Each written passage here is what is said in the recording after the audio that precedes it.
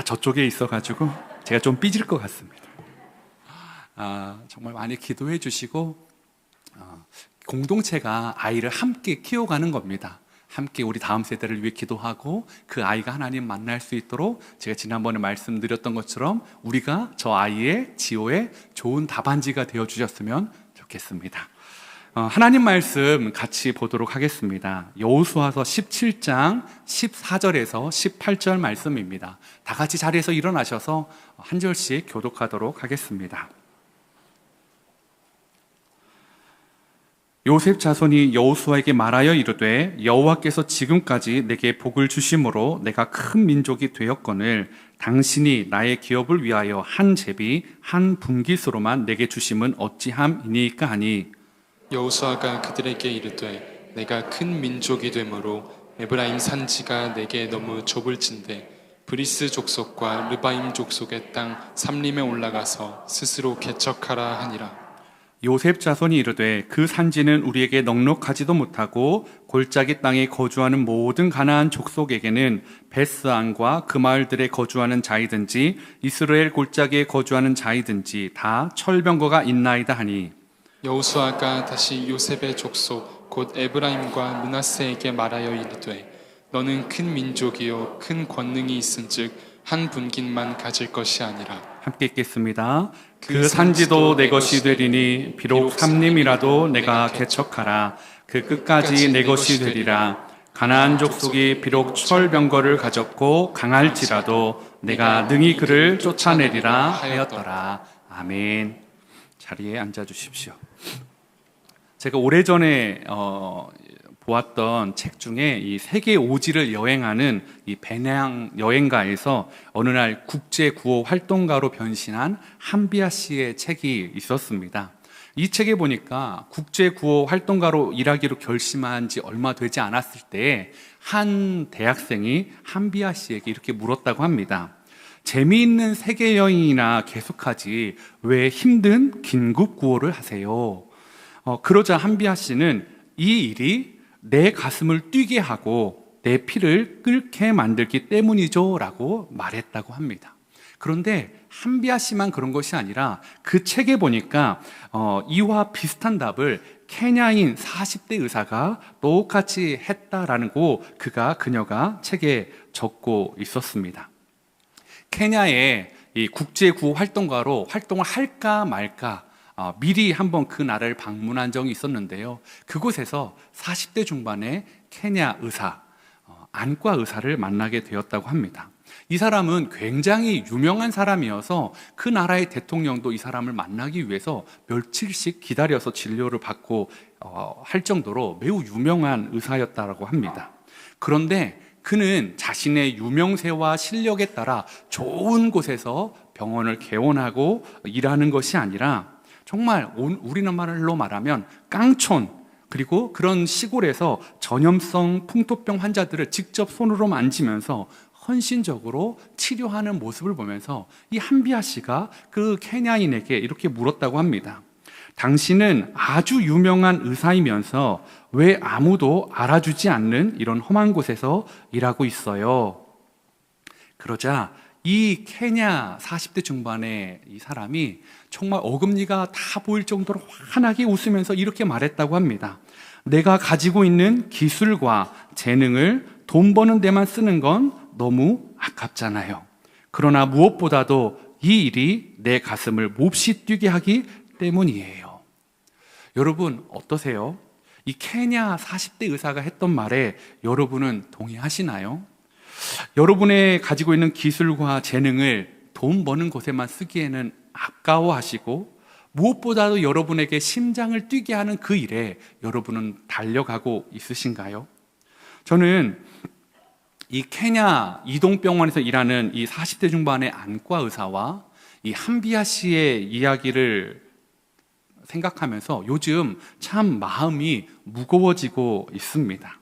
왜냐하면 오늘날 많은 그리스도인들이 하나님이 주신 가슴 뛰는 꿈을 위해 살아가기보다는 어떻게 해요? 하나님이 주시는 기술과 재능으로 돈 버는 일에, 아니 자신의 삶을 안전하게 유지하는데 거기에 목적을 두고 살아가고 있는 것 같다라는 생각을 좀 종종 해보게 되었습니다. 제가 이정교회 이찬수 목사님에서 여러 번 반복적으로 들었던 말씀이 여러 가지가 있었는데 그 중에 하나가 이거였습니다. 밥 먹기 위해서 목회를 하지 말아라. 너희 밥먹을 밥벌이가 없어서 이게 목회하는 거라면 당장 그만두어라. 세상에서 몸 쓰는 일도 하기도 좀 애매하고 세상에서 다른 일로 돈 벌기 애매하니까 그게 그냥 목회하는 걸로 돈 버는 거라면 당장 그만두어라. 목회가 돈 버는 수단이라면 그만두라라는 얘기를 여러 번 들었습니다. 그러면서 이렇게까지 말씀하셨습니다. 그렇다면 그만두고 내가 지금이라도 다른 일자리 소개시켜 줄 수 있으니까 진짜 그만둬라라는 얘기를 정말 거짓말 조금만 보태면 귀에 딱지가 앉을 정도로 여러 번 들었습니다. 그리고 개척할 때도 29명에게 똑같은 비슷한 뉘앙스의 말씀을 해주셨습니다. 신대원 졸업하고 일자리 얻기 위해서 성도를 볼모로 이게 개척하는 거라면 여러분 그만두셔야 된다라는 얘기를 목사님 해 주셨습니다. 왜 이렇게 여러 번 그리고 제가 또 29명이 개척할 때 이 이야기를 해 주셨을까요? 목회는 돈 버는 것, 잘하는 것으로 하는 것이 아니라 가슴 뛰는 사람이 해야 되는 일이기 때문이 아닐까요? 여러분 생각해 보세요. 제가 여러분을 만나서 기도 제목을 여쭙고 기도를 하고 신방을 하고 말씀을 전하는 게 여러분 그것이 목적이 아니라 돈 벌기 위함이라면 여러분은 제가 전하는 하나님의 말씀을 들을 가치가 있다고 생각하실까요? 저와 1시간 갖는 신방의 시간이 의미가 있다고 생각하실까요? 아닐 거라고 생각합니다. 왜냐하면 목회자는 그런 사람이 아니기 때문입니다. 그렇다고 돈을 받는 게 나쁘다라는 게 아닙니다. 저 역시도 여러분이 주신 헌금으로 사례비를 받고 그걸로 생활하고 있습니다. 무엇을 말하는 것일까요? 돈이 목적이 되어서는 안 된다라는 것입니다. 여러분, 목회자만 그래야 할까요? 목회자만 이런 삶을 살아야 될까요? 여러분은 여러분을 움직이게 하는 동력이 무엇입니까?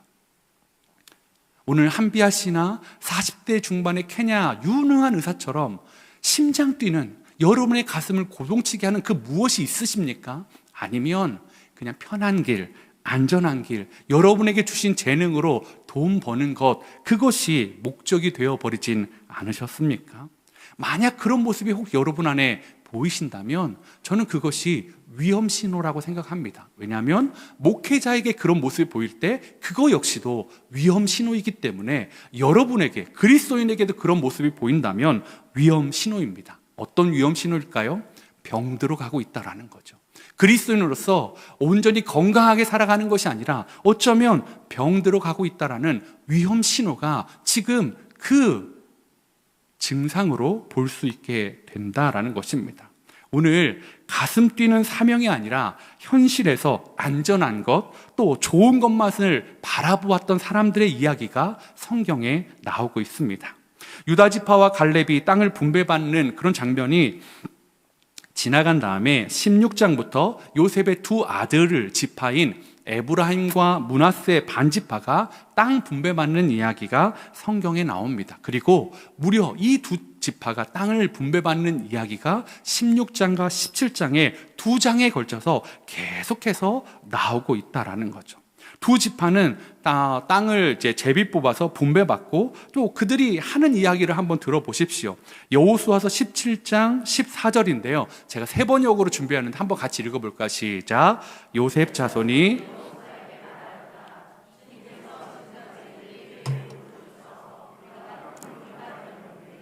어른께서는 왜 우리에게 한 번만 제비를 뽑아서 한 몫만 유산으로 가지게 하십니까? 여러분 이해가 되십니까? 한마디로 말해서 요셉 지파가, 요셉 자손들이 이렇게 말하는 것입니다. 우리가 큰 무리가 되었는데 왜 우리는 한 번만 제비 뽑아야 됩니까? 우리는 이렇게 많은 걸 가지고 있는데 한 번이 아니라 두 번, 세 번 제비 뽑아서 더 많은 땅을 가져야 되는 것 아닙니까? 라고 그들이 요구하고 있다라는 거죠. 그러면서 이 말은 다른 말로 우리가 한 번 받은 땅은 우리에게 좁습니다. 이 땅은 너무 작습니다 라고 말하고 있다라는 거죠. 그런데요, 여러분, 땅의 분배의 기준은 12지파 똑같습니다. 어떻게 였죠? 맞습니다. 인구수대로 제비 뽑아서 그렇게 그들은 땅을 분배받았습니다.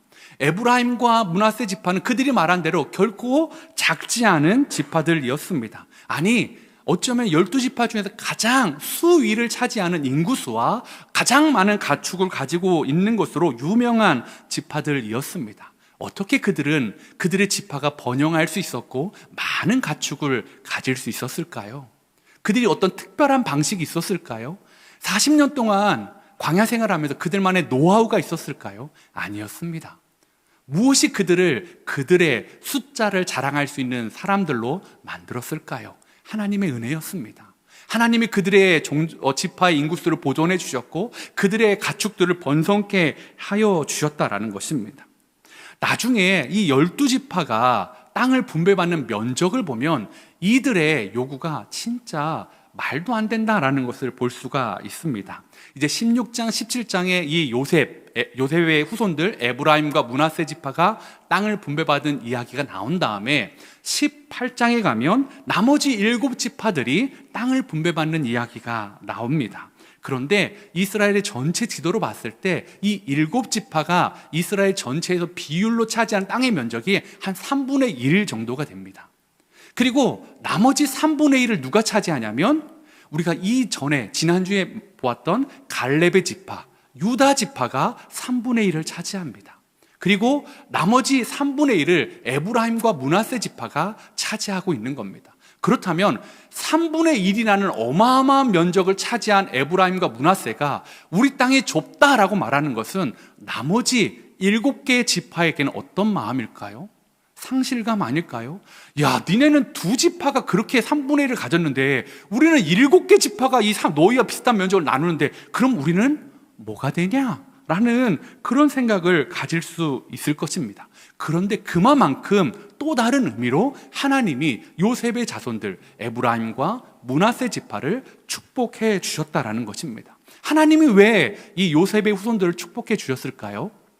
이유는 간단합니다. 요셉 때문입니다. 그리고 이 요셉이 누리는 복은 야곱의 축복에서 그 기원을 볼 수가 있습니다. 야곱이 12아들을 축복할 때 요셉에게 해준 축복의 내용이 얼마나 큰지를 한번 보도록 하겠습니다. 창세기 49장 25절 26절인데요. 제가 25절 읽고 여러분이 26절 읽어주시기 바랍니다. 내 아버지 하나님께로 말미암나니 그가 너를 도우실 것이요 전능자로 말미암나니 그가 내게 복을 주실 것이라. 위로는 하늘의 복과 아래로는 깊은 샘의 복과 젖먹이는 복과 태의 복이로다.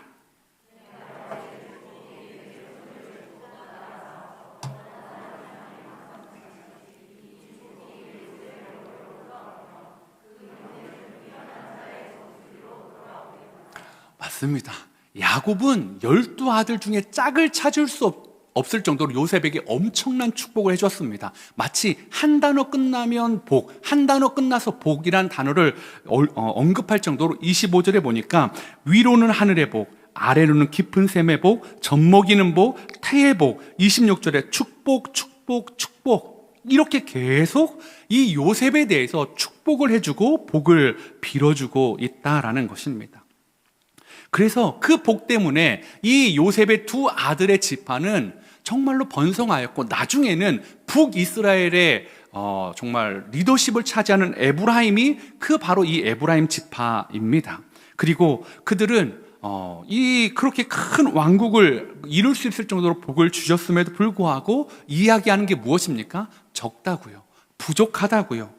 그래서 그들은 계속 이 문제에 대해서 이의를 제기하고 있다라는 것입니다. 그런데 저는 여기서 하나 우리가 점검해야 될 것이 있다라는 거죠. 오늘 야곱이 요셉에게 빌어주었던 복을 축복해 주었던 이 복, 축복, 축복이 진짜 의미가 무엇인가라는 것입니다. 아마 이 말년에 야곱이 요셉을 축복하면서 나머지 12아들 같이 축복하면서 진짜 야곱이 생각하는 복의 의미가 담겨져 있을 것입니다. 야곱은 일평생 복을 쫓아가는 사람이었습니다. 복을 얻기 위해 어떻게 했죠? 형을 속였습니다. 복을 얻기 위해 아버지도 속였습니다. 복을 얻기 위해 외삼촌도 속이고요. 복을 얻을 수만 있다면 아내를 불편하게 하는 것도 기꺼이 감내하는 사람이었습니다. 심지어 하나님도 속일 수만 있다면 속이려고 시도했던 사람이 야곱이었습니다.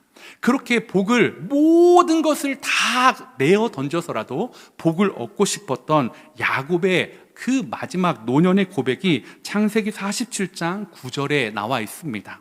야곱이 바로에게 아뢰되 내가 나그네 길의 세월이 130년이오니 내 나이가 얼마 못 되니 우리 조상의 나그네 길의 연주에는 미치지 못하나 험악한 세월을 보내었나이다 하고, 그렇게 복을 쫓았던 야곱의 삶이 어떻다고요? 평안하고 안정된 삶이 아니라 험악한 세월이었다라고 말하고 있습니다. 그런데 왜 복이었을까요? 그 험악한 세월 가운데 그를 끝까지 놓지 않으시는 하나님의 손길이 복이다라는 것을 그는 이제 고백할 수 있게 되었습니다.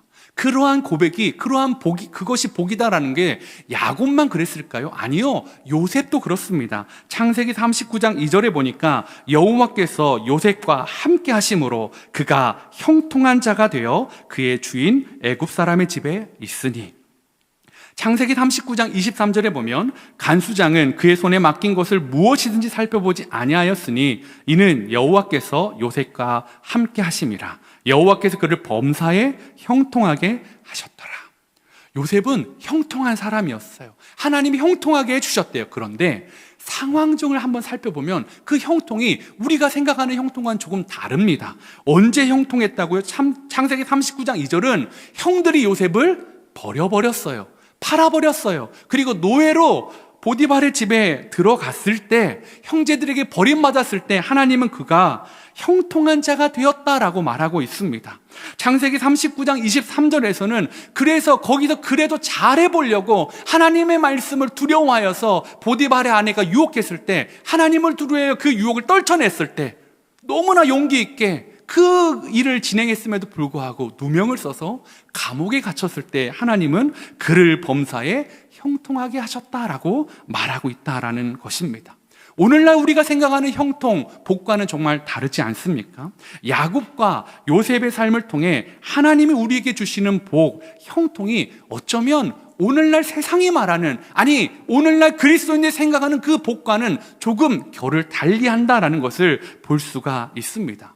그렇다고 하나님이 세상에서 말하는 그런 복을 안 주시는 분이냐? 그렇지는 않습니다. 그러한 복도 주시지만 그렇지 않다면 그것은 불행한 삶이다? 아니요. 그렇다면 야곱과 요셉의 삶은 설명할 수가 없죠. 그런데 하나님은 그 불행하고 힘들고 어렵고 험악하고 형제들한테 배신당하고 신앙 때문에 어려움 당했던 그 감옥까지 갔던 그의 삶을, 요셉의 삶을, 야곱의 삶을 형통한 삶이다라고, 복받은 삶이다라고 하나님이 말씀해주고 있다라는 것입니다. 요셉은요, 이러한 진정한 하나님이 주신 복을 누리고 알았던 사람이었습니다. 그런데 그의 후손인 에브라임과 므낫세 자손은 하나님이 주신 진정한 형통이 아니라 세상이 말하는 형통 가운데 조금 자리를 옮겨나고 있다는 것입니다. 그는 이제 마음이 바뀌어진 것 같습니다. 그들은 자기의 요셉의 조상이 주셨던 그 위대한 하나님 나라의 복을 버려버리고 세상의 복을 취하기 위해 지금 여호수아 앞에 나오고 있다는 것입니다. 요셉의 자손들을 움직이게 한, 요셉의 자손들을 여호수아 앞에 나오게 한 동력이 무엇일까요? 첫 번째는 철병거라는 현실적인 문제였습니다. 여호수아는 그들에게 받은 에브라임 산지가 너무 작다면 다른 대안을 제시해 줍니다. 브리스 족속과 르바임 족속의 땅인 살림지대를 스스로 개척해라 라고 명령을 하고 있다는 것입니다. 그런데 그러면 감사합니다. 우리가 그 땅을 우리에게 더불어 더 주셨으니 우리가 열심히 정복하겠습니다 하면 됐을 텐데, 그들이 하는 말을 잘 살펴보십시오. 그들의 속내가 드러납니다. 여호수아서 17장 16절인데요. 요셉 자손이 이르되 그 산지는 우리에게 넉넉하지도 못하고 골짜기 땅에 거주하는 모든 가나안 족속에게는 베스안과 그 마을들에 거주하는 자이든지 이스라엘 골짜기에 거주하는 자이든지 다 철병거가 있나이다 하니, 이들이 그 땅은 넉넉하지도 못하고 골짜기가 어떻고 어떻고 저떻고 하지만 결국 그들이 내세우는 건 뭘까요? 왜 그 땅을 가질 수 없다는 걸까요? 철병거가 있다라는 것입니다. 그들에게 철병거가 있어도 우리는 이 땅을 받을 수 없다라는 거죠. 물론 그때도 말씀드렸다시피 철병거라는 건 이 당시에 정말 최신식 무기입니다. 이 철병거 앞에 그냥 보병들은 쓰러지는 추풍 낙엽처럼 날아가는 낙엽과 같습니다. 그래서 이 병거는 이집트와 같은 대제국이나 철기 문화를 가지고 있었던 당시에 앞선 문명을 가진 소수의 사람들이 가지고 있었던 그런 무기입니다. 그런데 그 철 신식 무기 앞에 그들은 마음이 두려움에 떨고 있다라는 거죠. 그래서 여호수아는 그러면 그 거절하는 그들에게 다른 대안을 줄까요? 아닙니다. 다른 대안을 주지 않습니다. 여호수아는 17장 18절에 이렇게 다시 한번 못을 박습니다. 그 산지도 내 것이 되리니 비록 삼림이라도 내가 개척하라. 그 끝까지 내 것이 되리라. 가나안 족속이 비록 철병거를 가졌고 강할지라도 내가 능히 그를 쫓아내리라 하였더라. 무슨 말입니까? 여호수아는 철병거를 가진 사람이 아무리 강해도 너희가 반드시 쫓아낼 수 있다라고 다시 한번 확신을 주고 돌아가게 합니다. 여러분, 이 가나안 땅을 3분의 1이나 분배받고도 부족하다고 말하는 이 요셉의 두 지파 사람들이 괘씸해가지고 니네 가서 죽어버려, 철병거한테 한번 너 당해봐 하고 안 줄 거야, 다른 땅은 안 줘 하고 이 여호수아가 이런 걸까요? 아닙니다. 여호수아가 어느 지파 사람입니까? 에브라임 지파 사람입니다. 그는 자신의 지파와 자신의 형제 지파를 그냥 맹목적으로 죽이려고 하는 것이 아닙니다. 여호수아의 말은 진심이었습니다. 그의 말은 능히 그를 쫓아낼 수 있을 것이다라는 이 말은 여호수아가 너 한번 고생해봐라, 왜 자꾸 이렇게 찌글찌글거리는 거야, 이게 아니었습니다. 너 진짜 이거 할 수 있어. 왜요? 그는 2번이나 경험했잖아요. 홍해 앞에서 뒤에 이집트의 수많은 병거들이 마차가 쳐들어올 때 어땠습니까? 하나님께서 그 병거들을 애굽의 홍해 가운데 다 수장시키는 걸 경험했습니다. 가나안 땅에 들어와서는 북부의 왕 하솔왕 야빈을 중심으로 또 병거가 모였을 때 하나님은 그 모든 병거를 다 태울 수 있도록 해주셨다라는 것입니다. 여호수아에게 철병거는 문제가 아니었어요. 누구에게 문제예요? 에브라임과 므낫세 반지파에게 문제였습니다. 왜일까요? 진짜 문제는 철병거의 기술력과 위험성이 아니라 그들 안에 철병거를 불태우고 철병거를 수장시켰던 하나님에 대한 믿음이 사라져버린 것입니다. 하나님의 믿음이 사라져버리니까 하나님이 2번이나 그런 놀라운 기적을 보여주었음에도 불구하고 다시 불신앙의 자리로 철병거는 우리가 이길 수 없는 무기다라고 다시 믿음이 후퇴하고 있는 것을 보여주고 있다라는 것입니다. 현실 앞에서 자신들이 가진 것으로는 아무리 재어봐도 철병거를 이길 수 없죠. 언제 이스라엘이 자신들이 가진 것으로 철병거를 이긴 적이 있습니까? 언제 그들이 손에 있는 무기로 철병거를 불태운 적이 있습니까? 다 하나님이 승리케 하시고 하나님이 그것들을 주셨을 때 그들은 그냥 불태우고 그들은 그냥 홍해 가운데 떠내려가는 마차를 본 것뿐이었습니다. 오늘 그들이 이 여호수아 앞에 나온 동기는 딱 하나였습니다. 현실의 문제, 그리고 불신앙의 문제였습니다. 여러분, 현실이 문제였다면 어땠을까요? 그들은 이집트에서 출애굽할 수 없었을 것입니다. 정말 수많은 금은보화를 가지고 나오는 것은 상상도 할 수 없는 일이었을 것입니다. 홍해를 마른 땅으로 건너는 것, 현실의 문제였다면 가능치도 않죠. 40년 동안 광야에서 먹고 마시고 의복과 신발을 닳지 않는다는 것, 여러분 현실의 문제라면 불가능한 것 아닙니까? 가나안 땅을 차지하는 것도 마찬가지였습니다. 현실의 문제라면 지금 이스라엘은 이곳에 있을 수도 없고 이 땅을 분배하는 일에 서 있을 수도 없었습니다. 그런데 그 믿음을 잃어버렸어요. 믿음이 사라져버렸어요. 그리고 믿음이 후퇴했습니다. 아니, 부정적인 방향으로 움직이고 있습니다. 바로 앞장에서 갈렙과 유다 지파가 보여준 모습과는 너무나 다른 모습입니다. 갈렙은 현실적으로 어려운 것들이 있었습니다. 그에게도 분명히 거대한 성과 거대한 안악자손이 있었음에도 불구하고 그는 어떻게 했습니까? 결국 헤브론을 정복했습니다. 현실의 문제는 유다 자손이나 에브라임이나 므낫세 자손은 똑같았습니다. 비록 모양은 달랐죠. 헤브론에게는, 유다 자손에게는 무엇이었습니까? 큰 사람들, 큰 성. 그러나 에브라임과 므낫세에는 철병거. 다른 문제였지만 결국은 그 내용이 문제가 아니라 하나님을 신뢰하고 나갈 수 있냐라는 것이 문제였습니다. 사랑하는 성도 여러분, 여러분은 어느 쪽이십니까? 여러분은 유다 지파 같은 쪽에 서 계십니까? 아니면 에브라임과 므낫세 지파 같은 자리에 서 계십니까? 여러분 앞에 어떤 철병거가 너무나 커 보여서 이거는 안 된다고, 이 땅은 가질 수 없다라고 말하고 있으십니까? 그 철병거를 넘어가면 어떨까요? 또 다른 철병거가 옵니다. 야곱과 요셉의 인생을 보십시오. 그 험난한 시간을 지나면 그러면 또 다른 어려움이 찾아옵니다. 또 유다에게도 마찬가지였습니다. 갈렙도 헤브론을 차지했지만 예루살렘은 차지하지 못했다라고 말씀드렸습니다. 결국 또 앞에 또 다른 철병거, 거대한 성읍은 찾아오기 마련입니다. 그런데 우리를 움직이게 하는 것이 무엇이어야 된다고요? 철병거 때문에 도망가자가 아니라 하나님이 그 철병거를 이기실 수 있다라고 하고 믿음으로 한 걸음 나아가는 것, 여러분과 저를 움직이게 하는 것이 철병거에 대한, 세상의 문제에 대한 두려움이 아니라 하나님이 주신 믿음의 확신으로 나아가는 저와 여러분 되시기를 소망해 봅니다. 요셉의 자손을 움직이게 한 동력 두 번째는 하나님의 약속을 가볍게 여기는 마음의 문제였습니다.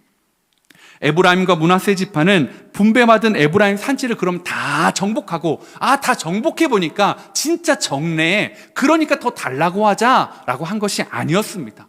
여전히 그들이 받은 모든 땅을 정복하지 못했습니다. 왜 못했을까요? 두려우니까요. 무서우니까요. 안전하지 않아 보이니까요. 그래서 다른 안전한 땅에 눈을 돌리고 있는 것이었습니다. 자신의 안전함, 자신의 평안함을 위해서 무엇을 바꿔달라는 것입니까? 하나님이 내게 주신 뜻, 하나님이 내게 주신 말씀을 바꿔주십시오라고 지금 이 두 지파는 요구하고 있는 것입니다. 하나님이 주신 이 말씀이 내게는 합당하지 않아요.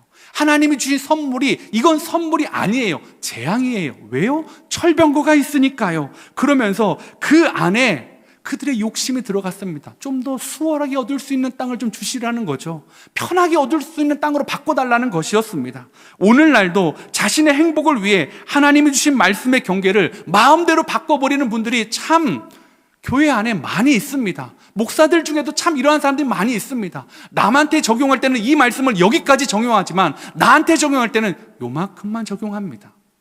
하나님의 이 여기저기 있는 여러 말씀을 가지고 어디까지 끝없이 확장되는 것이 아니라 이 말씀을 가지고 여기까지 못 가는 핑계를 댑니다. 저 말씀을 가지고는 또 여기까지 못 가는 핑계를 댑니다. 다 하나님의 말씀으로 핑계댑니다. 하나님이 이렇게 말씀하셨잖아요. 하나님이 저렇게 말씀하셨잖아요. 난 그래서 못해요. 나는 연약해요. 하나님 안 돼요. 바꿔주세요. 그런데 여러분, 하나님의 하나님의 말씀을 가지고 우리가 마음대로 하나님의 뜻을 변경하는 걸 허용해 주실까요? 아니요. 하나님이 에브라임과 므낫세 지파에 그 땅을 주셨을 때에는 그들이 거기서 죽어라가 아니라 충분히 내가 할 수 있게 해주겠다는 하나님의 약속이 있었다라는 것입니다. 혹시 저와 여러분은 이 말씀 저 말씀으로 하나님이 이렇게 해라, 이렇게 거룩하게 살아라, 이렇게 꿈꿔라, 이렇게 사랑해라, 이렇게 섬겨라, 이렇게 용서해라 라는 말씀에 이 말씀이니까 이건 안 해도 되죠. 나 지금은 하기 싫어요. 나 다른 땅 주세요. 나 좀 더 편한 길 가게 해주세요 했던 에브라임과 므낫세처럼 혹시 그렇게 핑계대고 있는 건 아니십니까? 하나님의 말씀이 그렇게 있으니까 이 말씀 이렇게 적용하면 되는 것 아닐까요? 그렇다면 정말 수많은 순교의 피가 있는 그 순교자들의 피는 아무런 의미가 없을 것입니다. 2세기에 폴리캅이라는 사람이 있었습니다. 이 사람은 자신이 죽게 되는 순간이 찾아오자 한 사람이 폴리캅에게 이렇게 제안을 했습니다. 주님을 배반하면 살려준다. 폴리캅이 뭐라고 했을까요? 이렇게 말했습니다. 주님은 86년 동안 한 번도 나를 배반한 적이 없는데 내가 어떻게 주님을 배반할 수 있는가? 그리고 나서 산채로 화형을 당하고 순교의 자리로 나아갔습니다.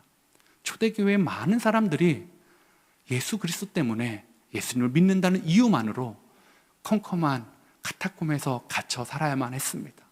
콜로세움에서 사자들의 밥이 되어야만 했습니다. 그들에게 그것을 피할 수 있는 다른 말씀이 없었을까요? 있었겠죠. 하나님은 용서해 주실 것이고 하나님은 사랑해 주실 것이고 하나님은 이해해 주실 것이고, 그런데 그들은 그렇게 하지 않았습니다. 하나님의 말씀의 이 자리까지 나아가기 위해 자신의 생명을 던졌다라는 것입니다. 사랑하는 성도 여러분, 저와 여러분은 혹시 오늘 너무 하나님의 말씀을 가볍게 여기고 내가 행복하기 위해서라면 하나님의 말씀도 탄력적으로 적용할 수 있다라고 말씀하는 분이 있다면, 여러분, 그것은 하나님을 잘못 알고 있는 것입니다. 여러분이 하나님이 되시는 거죠. 여러분에게 하나님을 맞추라고, 하나님의 뜻이 내 뜻이 하나님의 뜻 됐으면 좋겠다라는 것, 여러분, 그것은 잘못된 것입니다. 오늘 갈렙은 그렇게 살지 않았습니다. 갈렙도 쉬운 길, 나는 출애굽 1세대야, 나는 이런 전공이 있었어, 나는 이런 애씀이 있었어, 더 편한 길 가려고 하지 않았습니다. 그는 45년 동안 심장이 두근거렸습니다. 가슴이 뛰었습니다. 그래서 이 산지를 내게 주십시오라고 요구한 것입니다.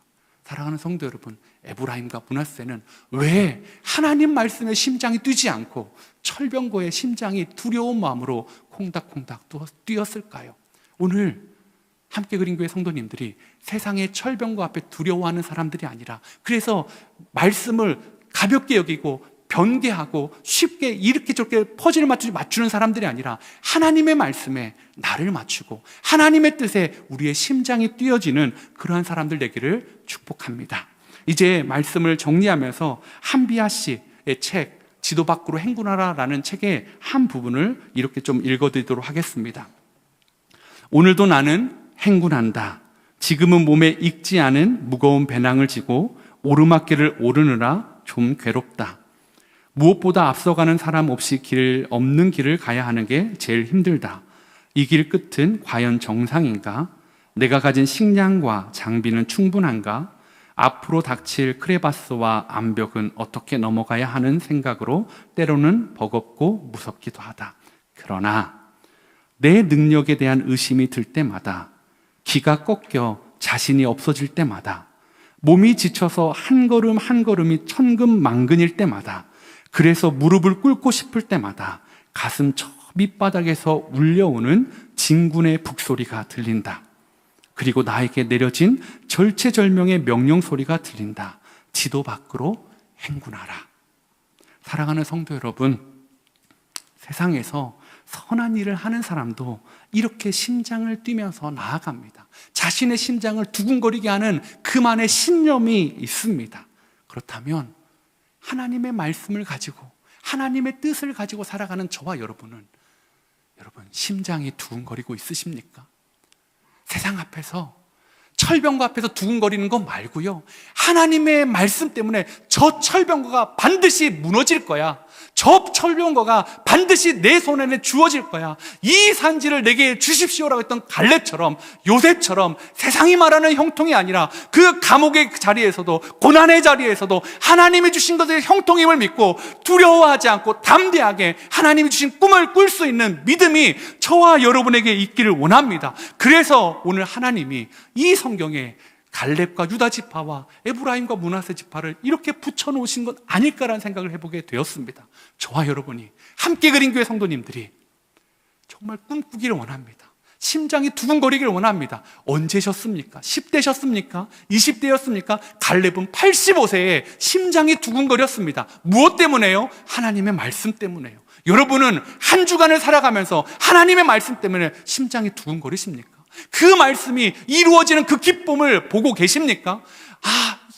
여러분의 현실 가운데 안타깝지만 철병거가 있을 때마다 그것을 무너뜨리실 하나님에 대한 확신으로 심장이 두근거리는 저와 여러분 되기를 소망해 봅니다. 한 주간 하나님의 말씀이 여러분의 마음에 진군의 북소리를 울려주시기를 소망해 봅니다. 우리 이 시간에 이 말씀 기억하시면서 원하고 바라고 기도합니다라는 찬양인데요, 하나님의 꿈이 나의 비전이 되고 예수님의 성품이 나의 인격이 되고 성령님의 권능이 나의 능력이 되길. 근데 오늘날 교회는 이렇게 얘기합니다. 나의 꿈이 하나님의 꿈이 됐으면 좋겠어요. 하나님은 내 꿈을 좀 이루어 주십시오. 내 인격이 예수님 같아서 내가 존경받았으면 좋겠습니다. 이 성령님의 권능이 내 권능이 돼서 내가 안전하게 됐으면 좋겠습니다. 여러분, 그게 아닙니다. 하나님의 꿈이 우리의 비전이 되길 원합니다.